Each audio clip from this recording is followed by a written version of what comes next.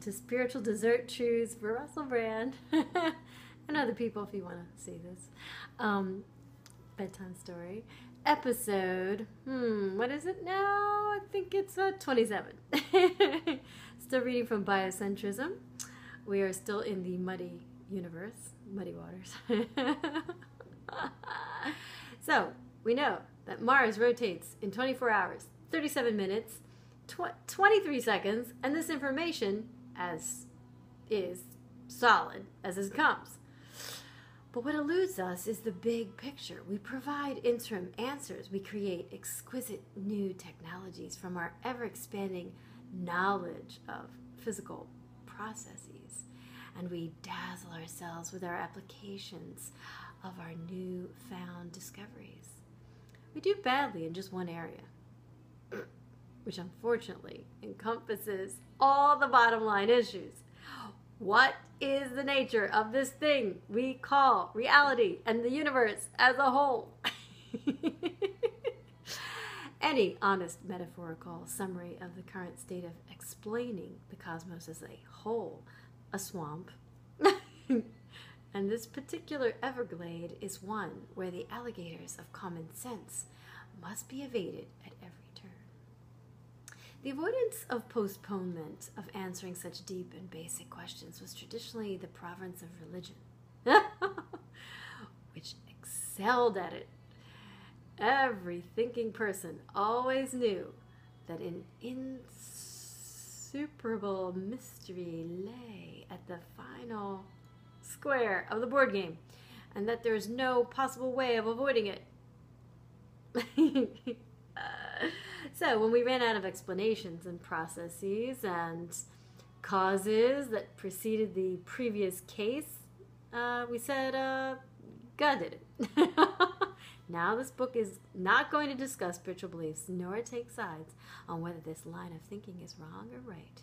It will only observe that invoking a deity provided something that was crucially required. It permitted the inquiry to reach some sort of agreed upon endpoint. As recently as a century ago, science routinely cited God and God's glory when they reached the truly deep and unanswerable portions of the issue at hand. That's really cool, actually. Just blame God. We still do that. That's kind of unfair. We blame him for all the negative stuff, which, that is that explanation that Einstein gave as a student, which, yes. Does cold exist? No. It's just the absence of heat. Does darkness exist? No, it's just the absence of light. All right, getting back to biocentrism today. Such humility is in short supply. God, of course, has been discarded. Not in my book. Which is appropriate in a strictly scientific process, but no other entity or device has arisen to stand in for the ultimate, I don't have a clue.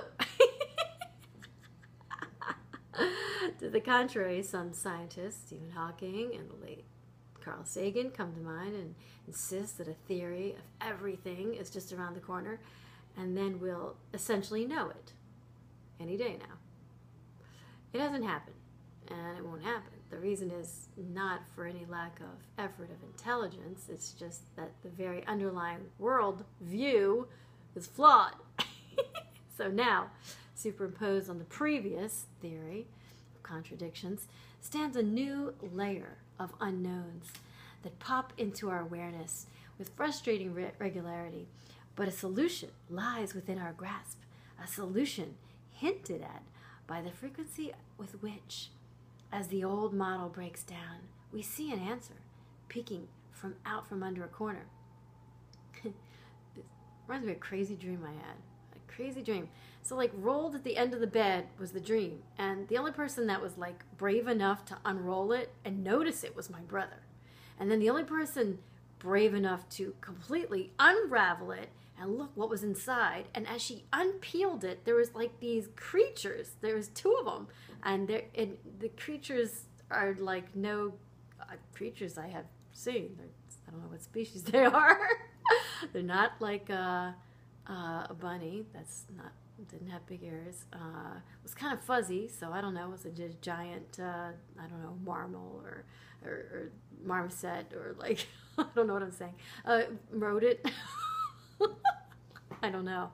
But the only one brave enough to stick their hand out and actually greet it and make friends and then pick them up, cuddling both of them to both sides was me in the dream, which, yes, probably befits the characters of all three of us. Next chapter. Good night. Pleasant dreams. Kiss, kiss.